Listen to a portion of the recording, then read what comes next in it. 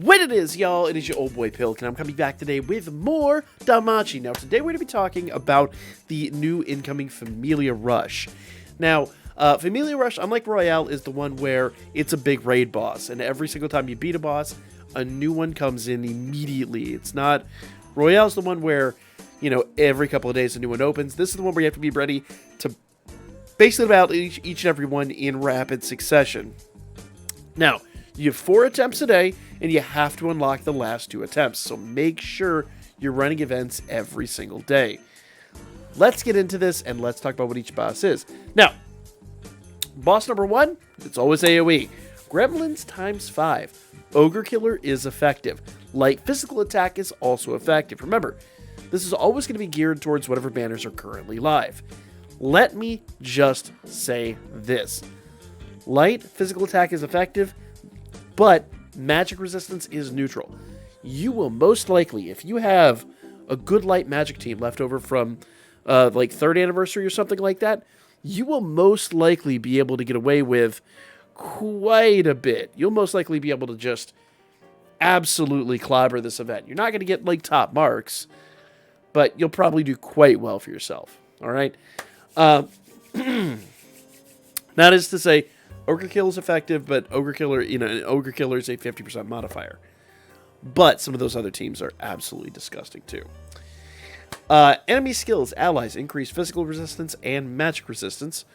So you're going to resist that. You want to get those removed if at all possible. Allies decrease damage received, attack all and single target. So you also want to be able to remove those debuffs as well. You got to get those debuffs removed. All right.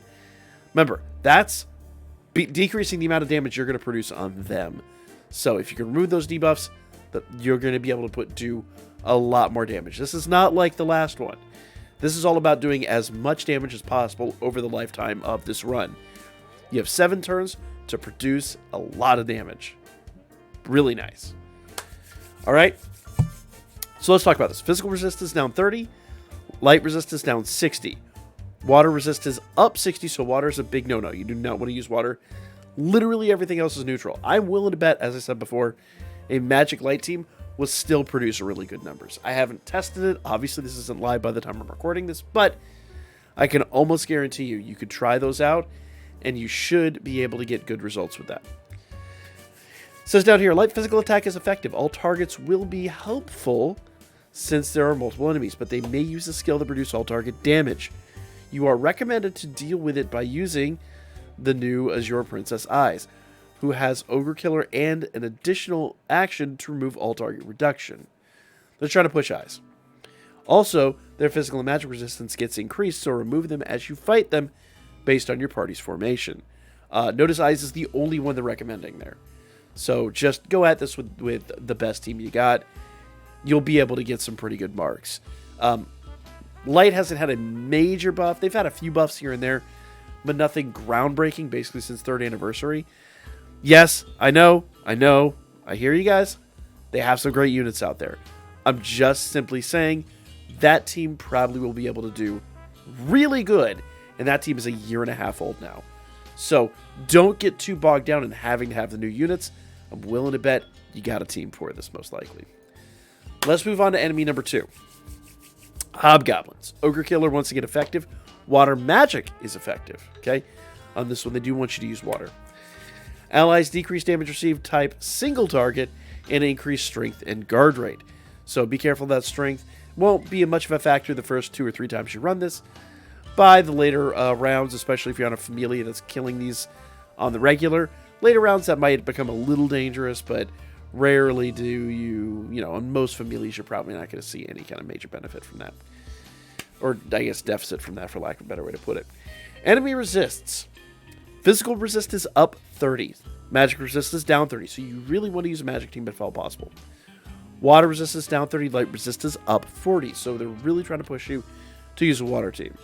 Guys, you know what team I'm going to be using on this? It's a no-brainer. Okay? Everything else is neutral.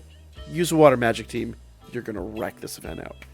Water magic attack is effective. Kitty Star Filvis and Azure Star Leafia both have water magic attack, all target attacks with Ogre Killer. So they'll make perfect attackers. Be careful with their SAs. effectiveness condition, and aim for big damage. So in other words, use an AoE Water Magic and you're going to do just fine. Ogre Killer is a big bonus. It's going to get you more points. But if you don't have a unit with Ogre Killer, I wouldn't sweat it. I think if you are able to build a good team with Water Magic AoE, you're going to destroy this event. And it's going to be hilarious. Enemy number 3. Okay? Orc Lord. Ogre Killer is effective. Fire physical attack is effective. Enemy removes self-status buffs. So in other words, they're removing buffs on you. So you got to restore all your buffs from time to time. Increase strength, decrease damage received, type all targets. Notice that's all target. You really, really, really need to be attacking with single target anyway, so go ham. Physical resist is down 30, magic resist is neutral, and fire resist is down 50. You could use magic if you wanted to. In fact, there are a couple of units that you already know are going to be on my team that have magic, and I think they're going to do just fine.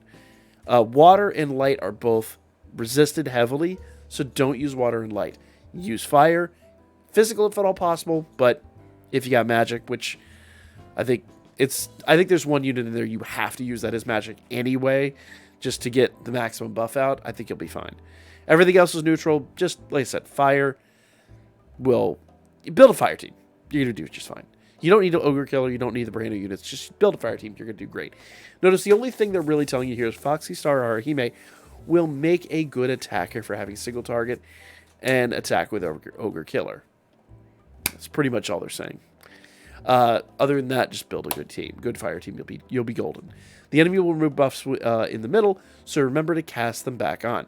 In other words, if you notice that up there it shows icons on, make sure you always have icons on and make sure you get used to seeing what each one of those icons does, or at least have a general idea. They're generally, for the most part, pretty self-explanatory, but those icons are going to make a world of difference in your gameplay.